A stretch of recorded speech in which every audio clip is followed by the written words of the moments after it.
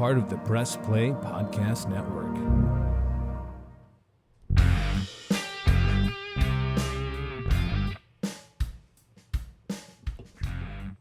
Two weeks in a row, content being provided for your ear holes. This is the Ball Card Show, the sports podcast. Or the Sports Collector. I'm Jason Otero. I'm Gary LeMaster. That was a very short introduction song. Did you notice that? It cut off really quick. I got to do some work on the ones and the twos. Isn't it zeros and ones? Get the no 1 2s.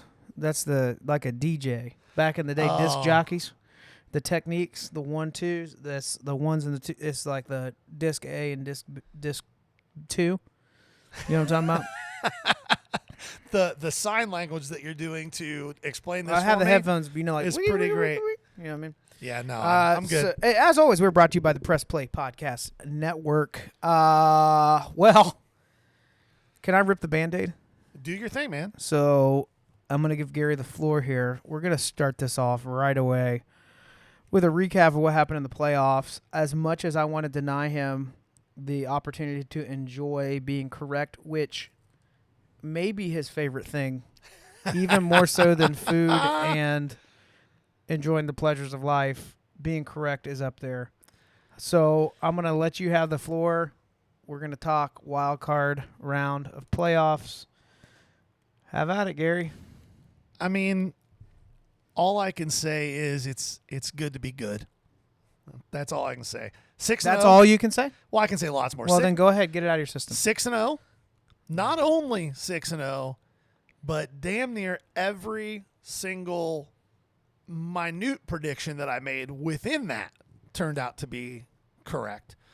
Now, I'll be the first to admit that the chances of that happening 2 weeks in a row, pretty slim. Especially with a couple of the matchups we have this week. Yeah, but we're going to take a shot at it. I've got a couple of hot takes when we get there. But, yeah, I think that the wild card rounds were, for the most part, the only one that surprised me. I thought Green Bay would win that game. I did not expect them to just dog walk the Cowboys. Like that I did not expect. I thought they would win. I thought it would be a 3 to 7 point game. I did not expect them to do what they did. And that final score is not indicative of how much they dominated the Cowboys. The Cowboys got some trash time scores in late to make the score look more respectable than it was. Like that was an obliteration. Definitely called the Bucs dog walking the Eagles. The Eagles just stumbled into the playoffs. I have no idea how they were favorites in that game on the road. It made no sense to me whatsoever. Baker Mayfield just lit it up. And that team absolutely loves that dude. Like you can just see it. And here's what's crazy about that game, man. The Bucs dropped 7 or 8 passes in that game. Mike Evans dropped 2 wide open touchdowns. Like legitimately Baker could have had 5 touchdowns in that game. He dropped a 60-yard dime on Mike Evans, just a dime that he dropped. So that was a fun one. Houston winning that game again. That game should have been not as close as it was. C.J. Stroud overthrew Nico Collins for a 70-yard touchdown by 8 inches. And this week, we'll see what happens there. But all in all, it was a fun weekend to be a football fan. It was a lot of fun games. The way that everything shook out was interesting. The Buffalo situation getting bumped to Monday made Monday a really fun day to watch football too. So you had 3 days in a row, 2 games each day. I don't think it'll happen, but I think that the NFL should look at that going forward anyway. That's all? I think I'm done. Okay. Thank you for leaving the Fins out of that one. I appreciate that. The only game that I would disagree with it being a fun weekend to watch football. I don't want to see – how many blowouts did we have? So we had Browns, Houston, Kansas City, Miami, Dallas. Green Bay, the Bucs also. Yeah. And the Bills. What was the final score on that one? I don't remember the final score. That game was tight for a little while, but then Buffalo just pulled away. I don't like Josh Allen. I don't like seeing that in a wild card. I like there to be a little more of a fight. Like, hey, this is the chance in or the play in. Well, here's why it was fun. Not because it was Lions blowouts. Rams was great. Great what game. A great game. And that game was fun because, like I said, if they held Kyron Williams, they win the game, and they held Kyron Williams. Thank God they listened to you. You know what I mean? know. Dan Campbell's got me on speed dial. That's all I can say. The thing that was interesting about the weekend and why it was fun, I agree with you. I don't normally like blowouts. But the underdogs were who was doing the blowing out. And that's why it was fun. The only underdog that didn't participate, I guess two underdogs that didn't participate in blowouts, your Fins. And that was just, that weather was brutal. And there's no way that a team from Miami could be ready for that. And again, I would tell you, 6 defensive starters out. It's hard to do that in the playoffs. Well, here was the thing about that game that really blew my mind, and I didn't understand it, and I have a lot of respect for Mike McDaniel as a coach and as a play caller. Early in that game, you guys were running the ball really well. And the game was not out of hand, and they just stopped. You guys stopped trying to run the ball, and it made no sense to me. Like, Tua is obviously not playing well in that game. He is obviously being affected by the cold. So why not lean on the running game? And they just went away from it. They said, let's just try to throw the ball here and see what happens. It didn't work out too well.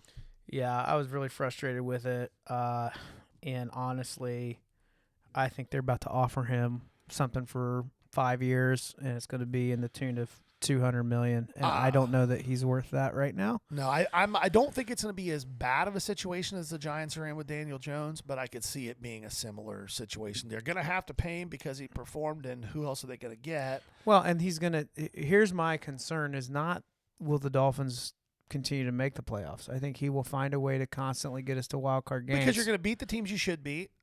You're going to play decent against toss-up teams and win half of those games, and you're going to get smoked by good teams, which is what his history is. And he's got to learn to play under pressure because I don't think he's figured it out.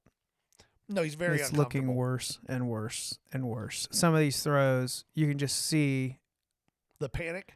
Yeah, before the ball's even released. Anyway, I'm still hurt. I'm offended. I have not watched the last 3 weeks of Hard Knocks as a result of it. I probably will not.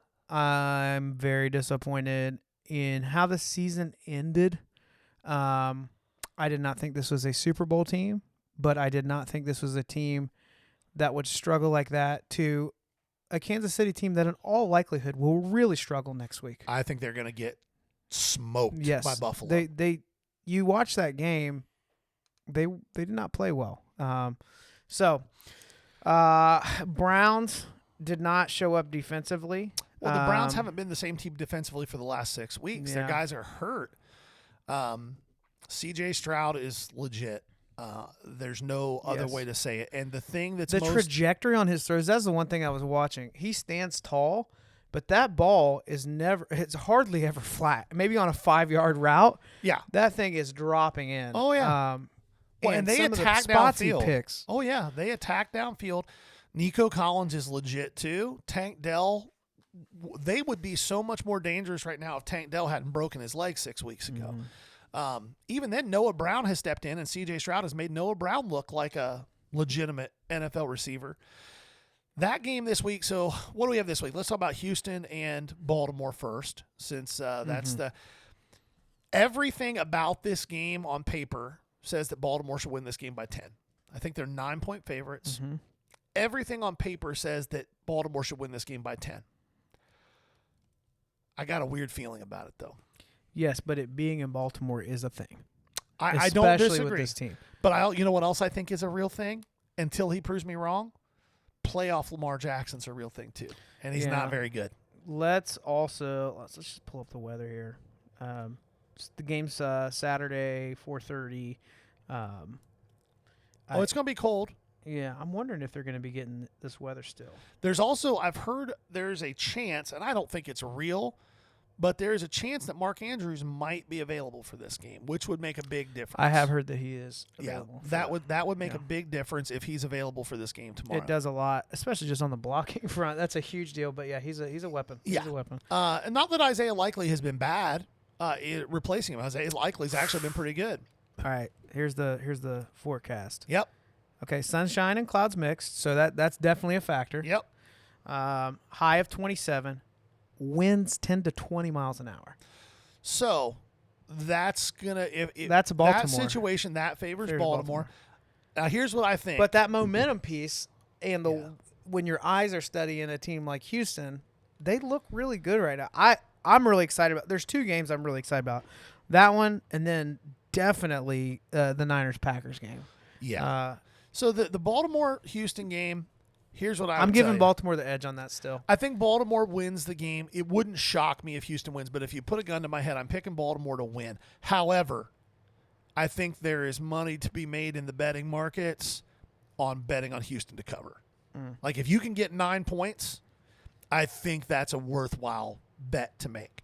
But I'm picking Baltimore to win that game. It wouldn't shock me if Houston pulls out a stunner because Lamar Jackson has shown in the playoffs that he can be rough. Let's jump down to Niners-Packers. Okay. I'll go first because I think you're going to have a different opinion. Okay.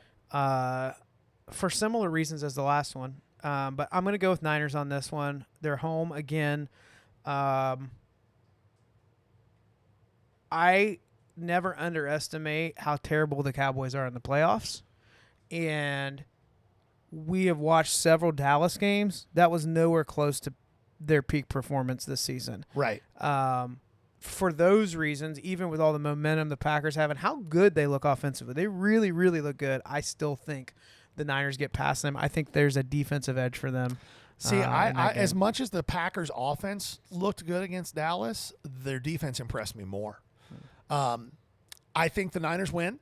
I think it's a much closer game than people think that it is. And I will say, again, much like my Houston Baltimore thought process, I'm not going to have a heart attack if Green Bay goes in and wins that game. Historically, Green Bay has gotten to Super Bowls by going into San Francisco and winning games. So it wouldn't blow my mind, but I think it's a safe bet that the Niners win and probably cover. I think that's a 7.5 or 8 point game right now, and I think that the Niners probably win by 2 touchdowns. I think that Green Bay will play reasonably well. I think Jordan Love will play reasonably well. I think that they are not going to move the ball the way they did against Dallas, and I don't think they're going to stop what San Francisco does the way they stopped what Dallas does. Now, if we get to halftime and that's a lower scoring game, And that's all bets are off Yep. there. But I do think, just like, I said that last week about Miami, if they don't have 10 points at the half, they don't have a chance. Well, that turned out to be Yeah, a big accurate. deal. Yep. All right, this next one, I'm cheering for both teams, but I do think the Lions have shown. So Bucks-Lions in Detroit, the Lions, like the Bucks, have shown a willingness and desire to just scrap out and figure out the win, however it needs to happen. But I think that there seems to be less variance with the Lions, and for that reason, I think they're going to pull together a consistent game. I think it's going to be very similar to last week's Lions game. I think it's going to be a close game. I think that it's going to come down to 2 things. If Baker is able to play the way he did last week and have the time that he had last week, I think the Bucks can win that game. Flip side of that coin is the Bucks are going to blitz Jared Goff's balls off. That's what they do. They blitz 40 to 45% of their snaps.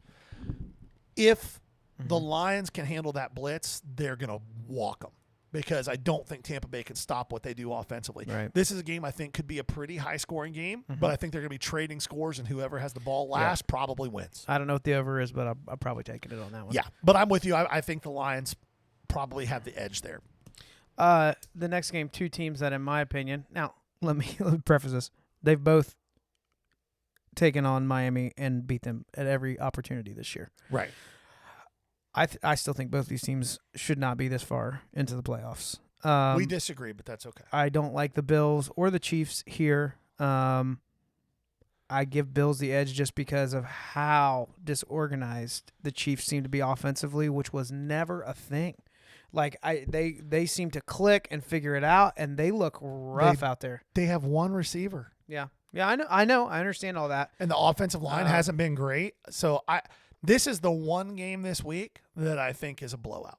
You think the Bills destroyed? I think it's I would ugly. agree when I think look it's at it this ugly. close. Yeah. I think that you're going to see a Patrick Mahomes meltdown on the sideline. Ravens has a potential for that if something weird happens with C.J. Stroud. Yeah, if Stroud he's gets off, hurt or if he's just off with everything. The thing with him is he's not been off. He's not emotional. No, Yeah. like that's he would have to get hurt. But this Buffalo Kansas City game is the one game that I think is just a smoke. Like if there's an alternate line at like plus 250 for Buffalo by 10, I bet this is that. also historically the exact scenario where the Bills have lost in the playoffs. Yeah, but they've never had it at home. Repeatedly. They've never had it at home. Yeah. They've always been on the road. And here's the thing about Buffalo. Buffalo finished the season 11-6, right? And people were like, this is a disappointing year. And they struggled here and there. But you know what they did? They were 6-1 against playoff teams and beat them handily. They didn't just like kind of beat those playoff teams.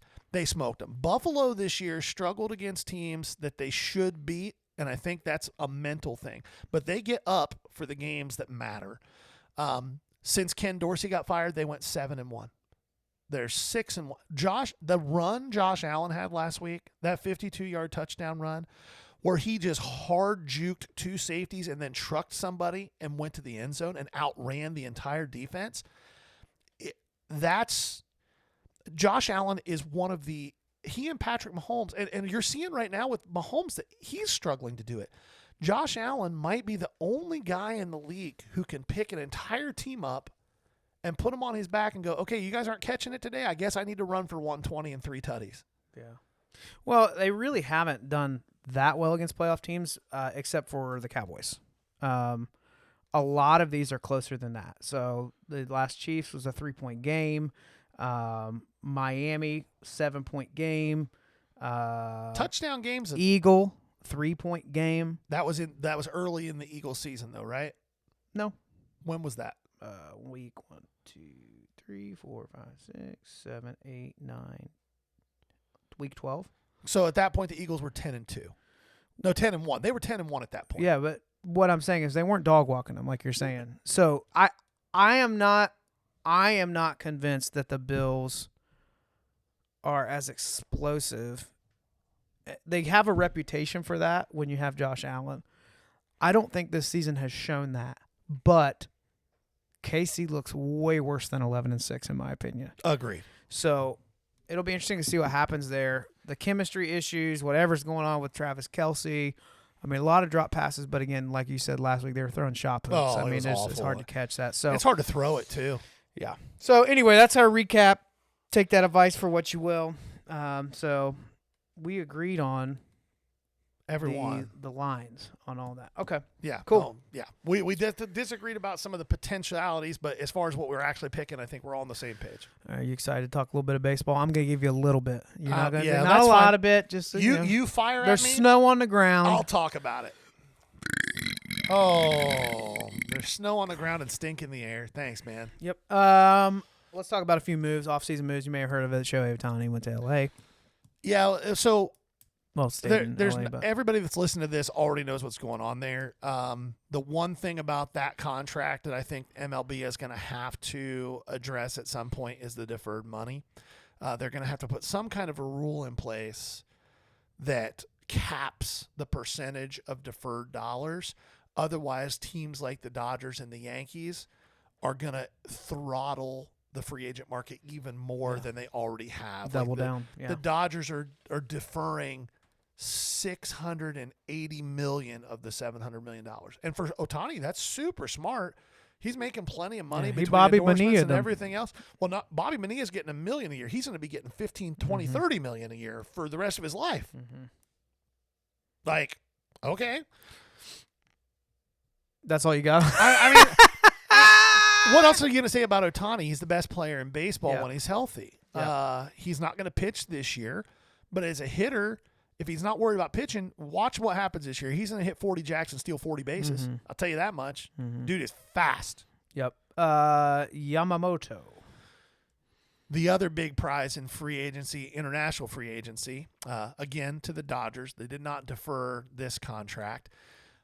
Have you watched this dude pitch? Have you watched his Yeah, I overlays? sent you one of those. Yeah, he's filthy. Mm-hmm. He is, that fork Mm-hmm. is going to break people off. Mm-hmm. Like, it's going to be, his sequencing is going to be nuts. He's going to be like high inside fastball, take it for a ball, no problem. Slider that starts there, drops away, back to a fastball, and then he's going to throw a fork in the middle of the zone that looks like the fastball till it drops 19 inches into the dirt, and guys are going to fall down. Swing on something to hit you in the foot. Oh, it's going to be ugly. Like, he is good. Yeah. And I know there's a history of guys coming over pitching-wise that don't meet expectations. I don't think that's going to be the case with this kid. Yeah. He's nasty. Then we have, speaking of powerhouse programs that blow tons of money, you got Stroman going to the Yanks. That was a weird one. So I will give this to Marcus Stroman. He is a dude who has parlayed 2 borderline all-star seasons into big money twice now. I don't think he's, at best, in my opinion, Marcus Stroman's a 3. He's a solid 3 at best. In an average year, he's a bottom tier 4. In a bad year, he's a swing man. And the Yankees just dropped big money on him, and it surprised me because he and Cashman have had issues in the past. I guess they hammered that out, but if the Yankees are thinking Marcus Stroman's going to shore up that rotation, I just don't see it. Not enough. No, and he's not a big ground ball pitcher, so bringing guys that aren't big ground ball pitchers into Yankee Stadium, Yeah. I mean, that short porch makes it tough for those guys, and he's been losing velocity for 3 years now, so it's not like he's going to be touching 99 anymore. He's probably going to sit 94 and touch 97. 2 ticks is a lot in major leagues.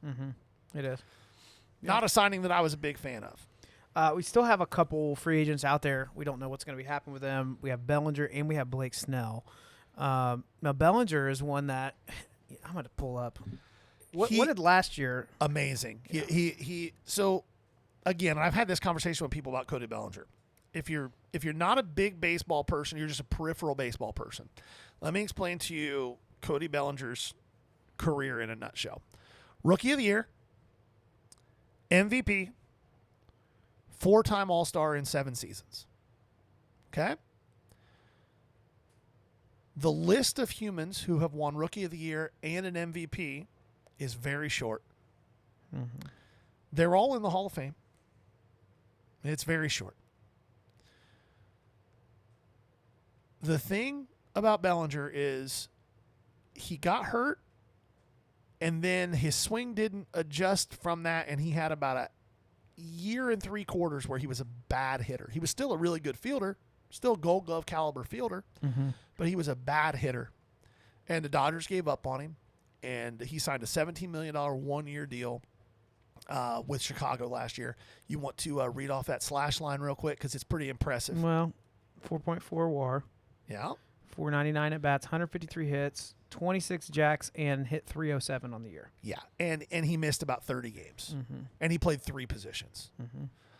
I think at this point in his career, he's going to settle in as a first baseman / corner outfielder. I think his center field days are done, which is fine. But guys, he's not 35; he's 28. Yeah, that's my point. He's young. Yeah. He's still got a decade of high performance. What was the potential injury last year? I don't remember what it was last year, but he missed about a total of about 30 games, 2 different times on the DL. But if he plays a full season last year, he's a 5.5 WAR player, maybe a 6 WAR player. He hits 35 jacks. He hits over 300. He's got 110 RBIs. He's in the MVP conversation. So Who could you see making a play on him? the Yankees are probably and they're a great fit for his swing. How big's that contract? He probably signs for 29 mil a year for 5 years. I don't think he'll get more than 5 years. No, I don't either, but he's a Scott Boras client. So Boras is notorious for waiting till the last minute to try to milk every last penny out of a contract. So, and Bellinger doesn't have to worry about not getting signed somewhere. Right. I think the Yankees make a lot of sense. He's not going back to the Dodgers. That bridge is burned. I think the Cubs would love to re-sign him. I just don't know whether they're going to want to spend that kind. I think for him, for his career, that might be the best thing that could happen to him. Because while the Cubs are a big baseball market and their fan base is huge, they don't have the scrutiny from the national media that the Yankees, the Dodgers, teams like that have. And the media in Chicago is not the media in New York. Right. And he's proven to be a guy who, sometimes that level of scrutiny was tough for him to deal with. So I think he might even like to stay in Chicago. It's just a question of whether Chicago is going to pony up the way Boras wants them to. Mm-hmm. All right. And then Blake Snell, somebody's going to pay him. Somebody's going to overpay him. And yes, I know he's won 2 Cy Young Awards. Cool. He's a really good pitcher. Cool. He's not Justin Verlander. He's not Clayton Kershaw. He's not Max Scherzer. But he's going to get that kind of money, and somebody's going to make a mistake giving him that kind of money. His underlying... Who needs him that has that money? Oh, there's a few. I mean, Arizona would love to sign him. I think that the Giants would love to sign him. I just don't know that whoever signs him is not going to get what they're paying for. And it's because his underlying metrics are so swingy. His underlying metrics say that he should be a 20% worse pitcher than he is. He just gets a lot of luck is the wrong word, because in professional sports you make your own luck a lot of times. But it's a lot like a hitter. When you see a hitter who's got a low batting average, but their batting average on balls in play is ridiculously low. It's just unlucky sometimes. Blake Snell gets lucky a lot of times. So whatever team signs him, I think Blake Snell's 29. So at this point, you're signing a pitcher that's not on the level of those guys that have shown they can pitch into their 40s at a super high level. Yeah, he's won 2 Cy Young Awards, but the Cy Young Award anymore is a little bit watered down, in my opinion. It's not going to end up being a great signing for whoever signs him. Okay. I'll start thinking about baseball whenever the snow's melted. Well, we were having that. So one of the fantasy baseball leagues I'm in, that's a really cool league, a fun league to be in. They started talking the other day about setting a draft date, and people were like, what about January? I'm like, dude, let's wait till pitchers report. Like, can we at least wait till pitchers report so we have an idea? Like, that would be great if we could do that. So I'm always thinking about baseball, but I'm with you about thinking about it super hard. Yeah, baseball nuts are a different breed. Okay. How about we talk some hobby? I think Let's that's talk hobby. Between last week and this, it's about an hour and a half with very little hobby talk. Okay, let's talk hobby. I mean, the sports podcast for the sports collector. So let's run into that. Couple of topics that we want to talk about. First off, we're going to have a new challenge this year. If you've been with us for several years, you remember the first time we did a challenge like this. It was like a trade-up challenge or flip challenge, whatever we call it. But I basically sat on a Zion Williamson 10. Did nothing. Well, it just depreciated, and I couldn't trade it because we started with a card. This year, we're back with a different approach. We're gonna have our own Ball Card Show 5K. The goal is that by the end of this season, which should be right around Thanksgiving, 2024, Gary and I will hopefully have taken a $100 investment in a card and sold it and bought and sold and bought and sold and bought and sold and bought and sold and bought our way up to $5,000 at the end of the year. That's the goal. It may or may not happen. So to motivate me, I could lose money. Right. So here's how this is going to work. Gary and I are both going to start with $100 each. Buy a card, sell a card. Buy a card, sell a card. All right? Yeah, no trading. We're not trading. We're buying and selling. At the end of the season, whoever has the least amount of value as far as comps go. So let's say Gary has a $7,000 card and I have a $4,000 card. Okay? I have to either sell that outright and give Gary 25% of the value of that card, or I can keep the card and give him 25% of comps. The value. Yeah. So there's a little money on it, but I can't lose more than $100 is the way this works. Right. The strategy should be interesting. But yeah, so the thought process is that, and we're trying to be realistic about it, because Jason is, while he's part of the hobby and collects and sells and sets up at shows here and there, he is not anywhere near as deep as I am. No, I'm not doing every week shows, 6 to 8 days a month or a month in shows. Right. Yeah. Yeah, and I am. And that being said, a lot of that can be made up. But yeah, like Jason said, to clarify a little bit more, $100 bill to start. Our goal is to buy the best card we can buy for $100 and then sell it for more than we paid for it, and then just keep doing it. And what we're going to do to keep ourselves accountable and keep you guys as listeners involved is every transaction, we got to bring receipts. If I do a transaction at a show, I got to take a picture of it, with the cash. I buy something, same thing.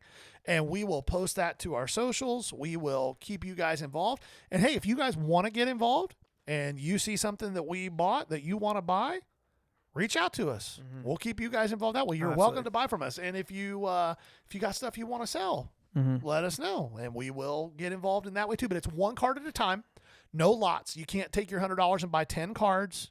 You're buying one card at a time. Now, correction, you can buy a lot, but you can only use one card. That's so true. Down the road, if I buy a lot of cards for 1,000 because there's a card in there worth 1,500, yes, one, that would be a smoking deal, which it does happen. Yes, but you can only play that one card. You can't sell it the rest of that as part of the deal. Correct. Let's talk strategies for just a second. Yeah.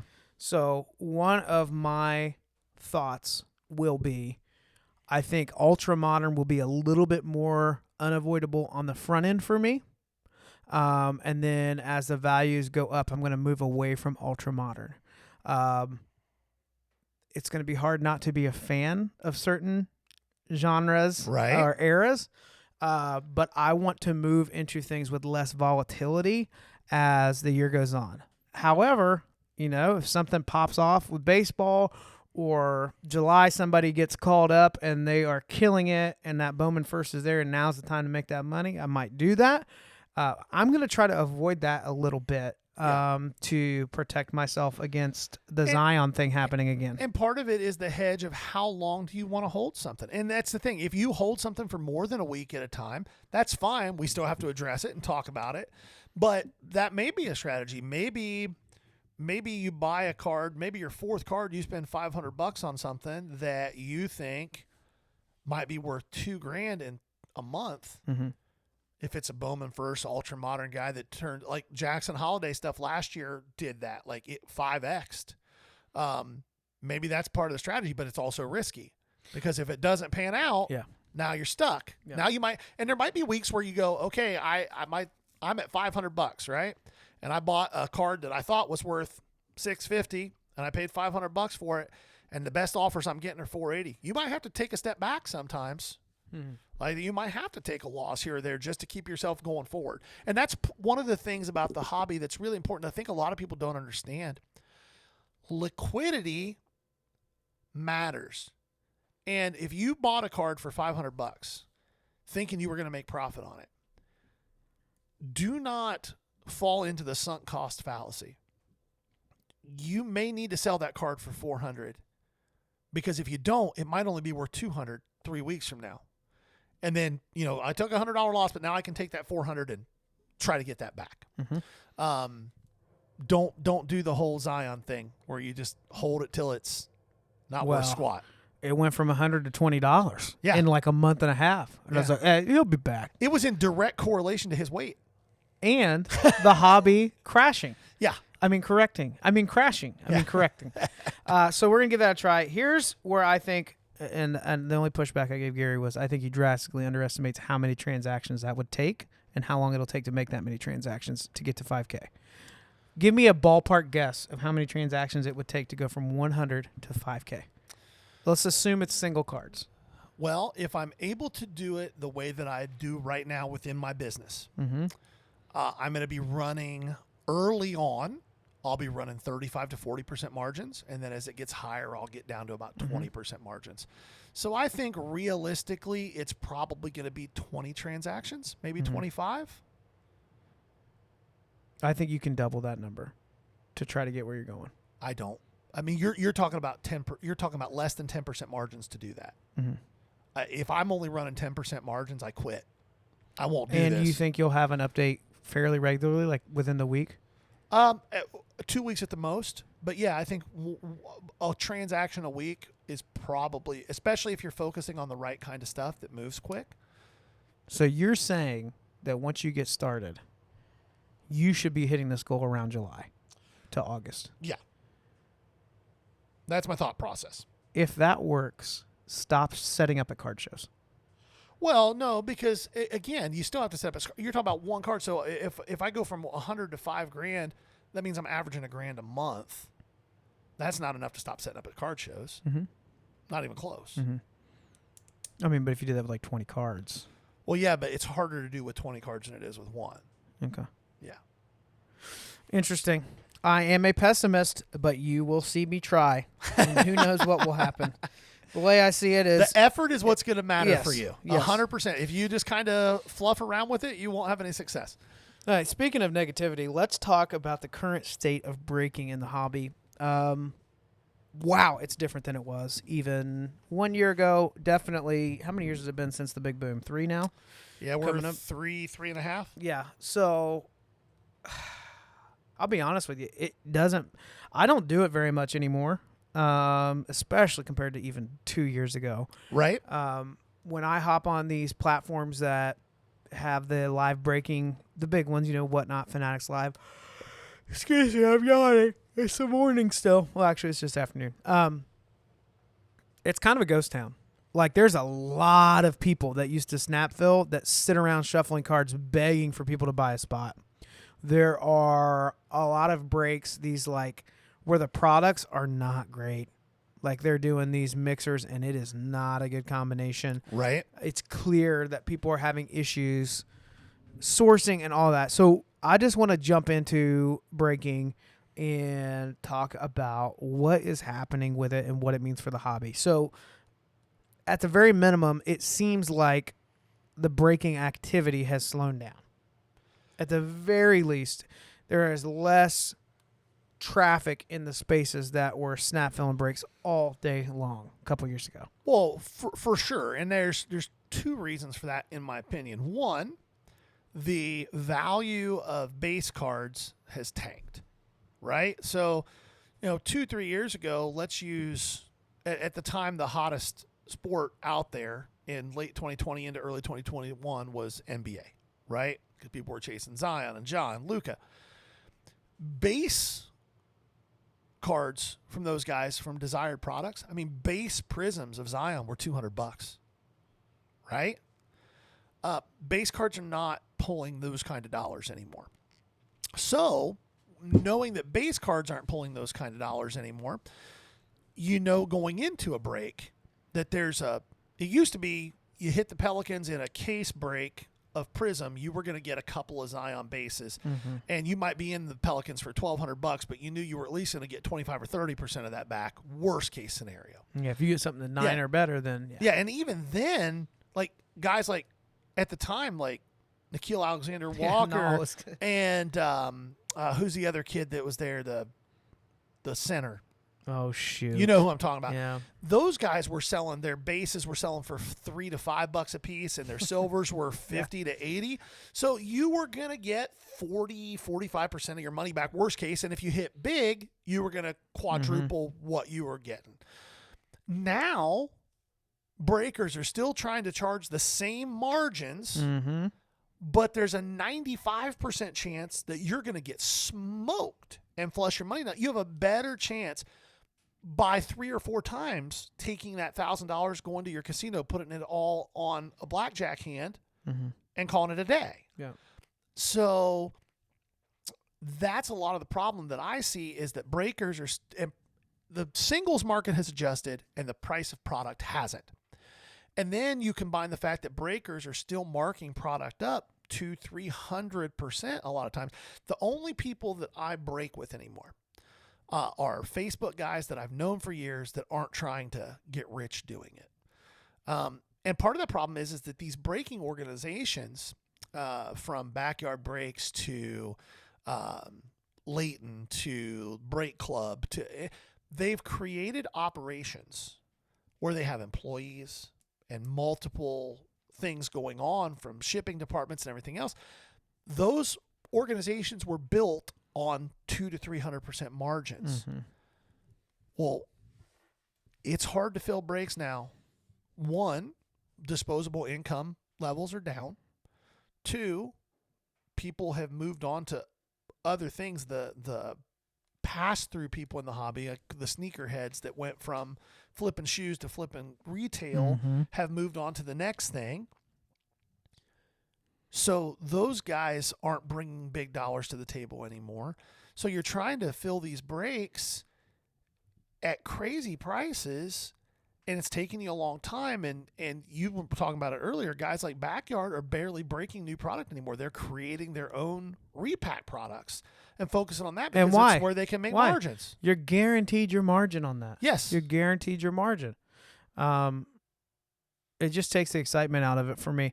And just even the way people would get excited in a break, like the dialogue during breaks isn't there like that was for the hobby. Yeah. People were excited. People were like, oh, that's sweet. Like inserts. And maybe it's just because those random inserts were $10 or $20. Now Right. they're $2 or $3. Well, you've been to Vegas a lot of times, right? More than I should have. So in Vegas, when you go to the big fancy casinos on the Strip with the tourists, there's a level of excitement and people are, whatever. But if you go to the off Strip casinos, it's depressing and sad. You see old people gambling their Social Security money because they're addicts, right? That's what's happening with breaking. To me, you got guys who are gambling. They're not collectors, they're gamblers. And it's a constant juggle of chasing lost money. Like one of the things that I've committed to this year is to break even less than I did last year. And I didn't do it a lot last year. If I spend $100 a month in breaks last year, it was a heavy month for me. My commitment to myself this year is I'm going to even do less than that. Because again, if I take that same $100 and just go buy stuff to resell, my chances of coming out ahead are way better than jumping into a break. Now, baseball wise, I'll still do player case breaks of low end guys that I think have high upside because I can do that cheap and stock up on stuff. But rather than taking, 12, 13, 15, $2,000, I know guys that spend $2,000, $3,000, $4,000 a month on breaks. I would much rather buy my own cases and either hold those or rip those to sell the singles from. Like I'm going to have a much better chance of coming out ahead in that scenario. Yeah, the pushing of the repacks, the mixers sometimes are so random, and all they're trying to do is it's almost like if it's confusing enough, then people think, well, surely I can't take a loss if I have this football, this basketball, and this baseball team. Right.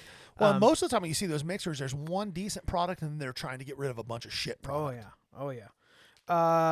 Allocations is a conversation, too. So we've talked about several times. The market was allowing for people to go scoop retail off of the shelves and break a mixer of blasters and megas of retail product and still mark up $200 to $300. The market isn't there for us. It doesn't support it. People have to get real allocations, which that game has even changed a little bit. Or they're they're having to get it on the secondary market and it's marked up so high that they're still expecting, like you said, 200 to 300% on that. Why? Because they've created an operation with a significant amount of overhead. Right. Like, if I was doing this right now, I would be like, how big of an audience can I build to do 3 breaks a week consistently in my own basement, ship everything out of here? What can I handle with my time myself? And what's a reasonable amount of money to make off of that? And I think you'll have more of that happening. The problem is it's going to be a wasteland when it comes to product. Right. Well, and that's the thing that a lot of people have to keep in mind too. Like there's this balance between the wax market and the breaking market and the singles market. If breaking dies, which I don't think it'll ever die, but if it drastically slows down, the singles market gets really interesting because those guys that are buying into breaks are who is feeding the singles market. I tell this story all the time. The way I did Anthony Volpe back in 2020, people were buying into Bowman breaks, chasing Jason Dominguez. And I would just reach out. When I saw a big case break on Facebook and I saw whoever bought the Yankees, I would send them a DM. Hey, I know you got the Yankees in this break. Are you chasing Dominguez? Yeah. Hey, if you hit any Volpe or any Everson Pereira that you want to sell quick, just hit me up afterwards and I'm a buyer. And I just stocked up on Volpe stuff. I was buying base autos for $15-$20. They sold for $600 a piece last year at the peak. Like, so at the end of the day, if that singles market gets drier because product isn't getting opened as much, there's this really delicate balance that occurs between the two. When you have an oversupply of singles prices drop, which is what's happened to base. But if you have an undersupply, it moves. And then obviously one of the things in this hobby more than anything else in any other hobby you can have, in a pure buying and selling marketplace, supply and demand rules the day. Lower the supply, higher the demand, higher the price. In this hobby, that isn't the case. One of the most overproduced products on planet Earth is Panini Prism football and basketball. They make as much of that as Topps does of Series 1 baseball. Yet, those Prism base and color cards command drastically higher prices than things that actually have low print runs. Yeah. And it's because the market has decided that Prism rules. So you can't just play the supply and demand game. I remember a couple years ago, we talked about this. I had that Kyler Murray to 25 and an SGC 10. At the time, Kyler Murray stuff was hot. And I could not move that card for less than the price of a PSA 10 base Prism Kyler Murray. And it made no sense to me. I could not get my brain wrapped into that. So as you're buying things and looking at stuff, keep in mind that not only supply and demand, but perception of products matters too. Yep. So the allocation, it's twofold. So it seems like Fanatics is looking at these potential distributors, breakers, for their platform, brands for their platform. And if it's not a great match for them on their platform, there goes your allocations. It could be somebody that's can move a lot of product, but it does seem like they actually care if they are a good match for the platform. I could be wrong. There are people that think that Fanatics is just, Panini 2.0, which could like they're positioned to be able to do that if they want to. But it really seems like they're trying to push their platform. Well, the one thing that I've seen on their platform, which, by the way, I've been on that platform several times. I'm like, there's not nearly as much going on here as I thought there would be. No, not yet. There will be, but here's why I think that's the case. One, since they're the manufacturer and they're providing a breaking platform and a sales platform, there's going to be price controls, right? Like the leeway that guys have to mark stuff up is not going to be as strong because they don't, much like anything else, when I go to McDonald's on West Broad and I pay $5.89 for this combo meal and I go to McDonald's in Dublin, I might expect to pay $6.30 instead of $5.89, but I don't expect to pay $12, right? And so there's going to be some of that where Fanatics is going to try to keep people within their MSRP plus shipping and a little bit of profit. They also, I think, the more than a match for their platform, I think they are concerned about how they treat the end customer. Is shipping done in a timely manner?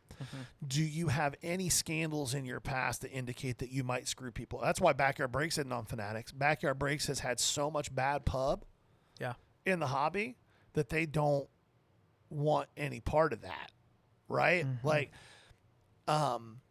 So those are all things that come into that factor. But within the next 4 or 5 years, Fanatics is going to have cornered just about every piece of this market. They're going to have their fingers and toes into everything but local shows. Yeah. So what does breaking look like a year from now? I think it looks the same. I think prices will be down some, and I think that it will take longer to fill things. I think that the margin question is what comes into play. Do breakers adjust to a volume model, or do they stick with a margin model? Here's what I think happens. I think a year from now, a lot of guys are going to be out of the game and on to the next quick dollar. Oh, for sure. Because of that, I think you have some of these brands of breakers that have built out companies. And here's what I do respect. There was not like a clear laid out path in this industry for people to take their business from breaking on Facebook to the shop. Right. And I'll give an example of that. One of the first groups I ever got in was one out of San Antonio with a guy named Victor, who would do like dollar rolls for singles. Yeah. And little by little, it grew, built an audience. He wanted a business. He's got a brick and mortar. From what I just saw, kicking. he just got whatever the seal of approval is from Fanatics, Tops, and all that, where he's going to be an actual distributor. Yep. That story's awesome, but there weren't a lot of like easy business models to create that off of. Right. It was kind of an old man's game for a long time. Yep. In Ohio, we have a few of those shops, guys, that just had allocations forever, and because of how much wax they have, they have the audience. What I think is going to happen is you're going to have people who haven't quite made it to that point yet that bail out because it's going to get too expensive for them. If you're expecting 200 to 300% on high dollar items, you're going to have to go find something else. There is a niche out there. There is a quick flip, but it's probably not breaking because it's going to look like a lot of work. Right. Your overhead is going to be too much. If you're continuing to make those margins, it's going to be hard for Fanatics not to say, hey, I want some of that. Well, that's Fanatics is kind of controlling those margins on Yeah. their platform because they want the experience to be the same from a price. I mean, Well, here's what I'm getting at then. I think, let's say there were 50 big breakers. I think next year 20 to 25, but they are so much larger than they are right now because they are being chosen. And because of that, the only positive will be the only thing I disagree with is I think breaks will fill faster because there's going to be fewer people. Yeah. So it's going to be Walmart, right? We're Right. no longer going to the boutique. We're going to Right. Walmart. Well, I don't love that. I think it's going to fetch a premium, but I think it can also create a better experience for the enthusiast that loves breaking. These aren't all gambling addicts. no. There's an attraction for the gambling addict, but there are people that have the resources. It is disposable income, and they just love to get a little bit of whatever's just come out. Those people are the people that are buying into National Treasures. And Sure. Flawless breaks Yeah. and opulence breaks and Topps Transcendent breaks. They're not grinding like we are The guys buying into top Series 1 breaks, buying the big teams. Yeah. That's silly. Yeah. Like if Top Series 1 pre-order started this week, when those start breaking, the Reds are going to be expensive as all get out. If you're buying the Reds in Top Just Series buy a 1, case. well, yeah, if you're buying those guys in Top Series 1, you're out of your mind. If you're breaking Top Series 1 as somebody in the hobby, you're just flushing money down the toilet. Yeah, I do love it though. For me, it's like I officially. like that dopamine. Well, it's officially baseball season. Like that's like Yeah, but Top like you Series said, one, yeah. let's just buy a Yeah, case and rip just it ourselves. buy the case, yeah. So anyway, I think with breaking, it's going to look a lot different. I do think overall it's good. I think it's good for singles. I think it's going to be good for pricing.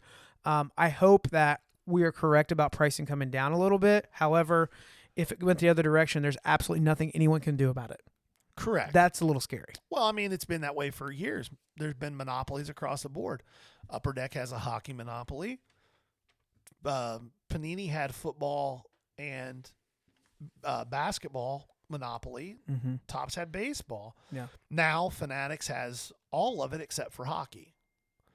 And let's be honest, hockey is not what you would call a market driver in the sport in the By hobby. and large, yeah. Yeah, it doesn't There's drive some the hobby. big cards out there. There are. but- Well, I will tell you this: most of our listeners are not hockey people. I'm not a huge hockey investor or collector either. However, Upper Deck Series 2 hockey comes out in a month. I think February 28th is the release date. You could do a whole lot worse as a long-term investment than buying all of the retail blasters and megas of Series 2 and just holding them that you can, because Connor Bedard is in that release. Connor McDavid is probably the biggest modern hockey card of somebody who's still playing right now, his rookies. 2015-16 Upper Deck Hockey was what he was in, his Young Guns card, which is the rookie card that guys look for between Young Guns in flagship Upper Deck Hockey and then stuff from the Cup, which is like their version of Flawless. Those blasters now sell for $600 a piece. You could do a lot worse than buying a bunch of Upper Deck Series 2 hockeys and hockey blasters and megas and just holding on to them. Yep. I know nothing about hockey cards. I've learned more than I ever wanted to, simply because as somebody who sets up shows, I have guys who ask about it on the regular. So when There I go was to a places, podcast when I first started getting back into cards. A guy that does like he goes live and he's in the middle of like 20 eBay auctions and he's kind of giving a play-by-play. Does tons of vintage hockey, which I will say this: hockey enthusiasts, they might be greater historians than baseball enthusiasts, which is saying a lot. Hockey fans are rabid. 1927, blah blah blah. Played 583 minutes before Dental the record break. shows his 12-year molars never came in. Right. I'm guessing a puck took those out too. Right. Like, how do you know this? Yes. But it's pretty cool. So I'll tell you what, man. That's all I got. So is the goal that we've made our first purchase by the next episode? Yeah. Okay. I mean, we're both set up at a show now tomorrow. I'm not saying that Gary is shady, but as soon as I agreed to this, he pulled up a photo of a card he already had with a No, I contact. don't have it yet. What does it comp at? It doesn't have any comps. Where would you comp it if you were selling it tomorrow at the show? $140. Oh, $40? It's 40% margin. Do you think that's really where it is? Yeah. Quad patch, flawless, what? To 25. Okay. We'll see. Maybe he gets it. Maybe he doesn't. Hopefully, I will participate this time because you guys don't want to hear me not do that. All Right. year. So, yeah, that's all I got. I know I've been a little grumpy today, but It's all right. there's It still time happens. for it to turn around. Maybe I just need food. It never hurts. This has been the Ball Card Show, the sports podcast. For the Sports Collector. Bye now. Peace.